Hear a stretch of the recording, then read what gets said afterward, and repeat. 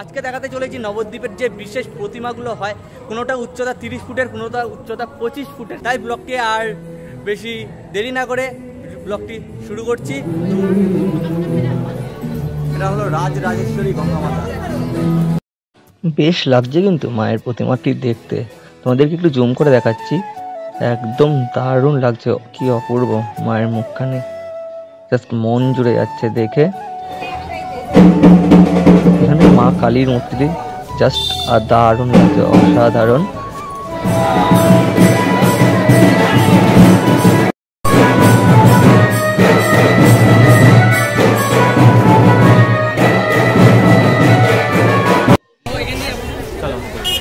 চন্দননগরে যেমন লাইটিংয়ের কাজ, নবদ্বীপও এর থেকে রাশে কম কিছু যায় না, আমরা দেখতেই পাচ্ছি। আর সরকারপাড়ার মোড়ে আমরা দাঁড়িয়ে রয়েছি। এই মুহূর্তে সরকারপাড়ার মোড়ে যে মেলা হচ্ছিল ওইদিকে, এই জন্য এত ভিড়। এবং লাইটিংয়ের গেটটা বেশ দারুণ করেছে, দেখো কত লোক এসছে। আর এখন আমরা যাচ্ছি হলো প্যান্ডেলের থিমটি পরিদর্শন করাচ্ছি। নবদ্বীপের প্যান্ডেলের পুজো হয়, আগে হতো না, এখন বেশ ভালো ভালো প্যান্ডেলের থিম পুজো হয়। বেশ দারুণ করেছে কিন্তু প্যান্ডেলটি, দেখতে বেশ ভালোই লাগছে। আর এটি হলো গঙ্গা মাতা পুজো, দারুণ ঠাকুরটি করেছে।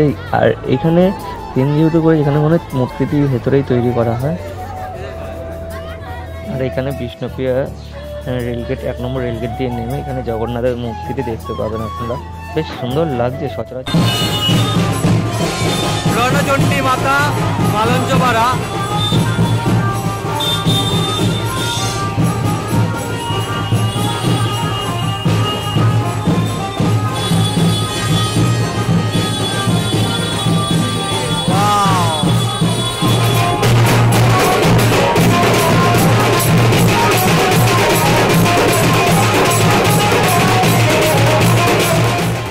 এসে আর কি পৌঁছেছি বিষ্ণুপ্রিয়া রেল গেটে। আর বিষ্ণুপ্রিয়া রেল গেটে 2 নম্বর প্ল্যাটফর্ম দিয়ে নেমেই চলে যাবেন আপনারা।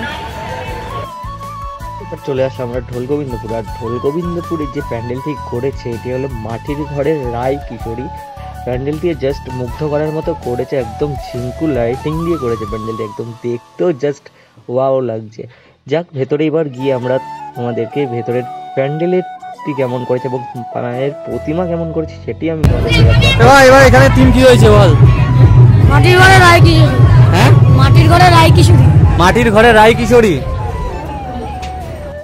এই ভেতরের থিমের প্যান্ডেলটি জাস্ট মুগ্ধ করার মতোই করেছে, জাস্ট দারুণ লাগছে। প্যান্ডেলের নকশাগুলো একদম দারুণ করেছে। এখানে হাড়ি ঠাড়ি দিয়ে প্যান্ডেলটি করা হয়েছে এবং মাটির ভাঁড়ের গ্লাস আপনারা দেখতেই পাচ্ছেন, বেশিরভাগই মাটির জিনিসপত্র দিয়ে করা হয়েছে। এখানে যে ছোট ছোট গ্লাসগুলো মাটির, তো মাটির ওই গ্লাসগুলো দিয়ে এই প্যান্ডেলের কারুকার্য করা হয়েছে এবং লাইটিংয়ে দারুণ লাগছে। আর এইখানে প্রতিমার কথায় যদি আমি বলতে আসি, মায়াপুরের ভেতরে যে ঠাকুরটি থাকে ওই ঠাকুরই করেছে এখানে। একদম মায়াপুরের ভেতরে যে ঠাকুরটি থাকে ঠিক ওই রকমই লাগছে। একটু জুম করে তোমাদেরকে দেখায়, এবার দেখো, জাস্ট অসাধারণ। মানে নবদ্বীপের রাসের এই ঐতিহ্যটাই পুরো একদম চোখ ফেরানো যায় না। আর এখন আসলাম আমরা শ্রী শ্রী মহিষমর্দিনী মাতা যুবদল ক্লাবের যে মহিষমর্দিনী মাতার পুজোটি হয় সেইখানে আমরা এখন রয়েছি। আর এইখানে প্যান্ডেলের থিম না করলেও এখানে ঠাকুরটি জাস্ট মুগ্ধ করার মতো করে। একবার তোমরা দেখো মায়ের মুখ, এবং ঠাকুরের চালিটিও বেশ দারুণ করে। আর এই দিক দিয়ে রাস্তাটি সোজা চলে গেছে। এই দিক দিয়ে যদি আপনারা যান তাহলে এই শ্রী যুগন মিলন পূজাটি দেখতে পারবেন, জাস্ট অসাধারণ লাগছে এখানে রাধাকৃষ্ণের মূর্তিটি।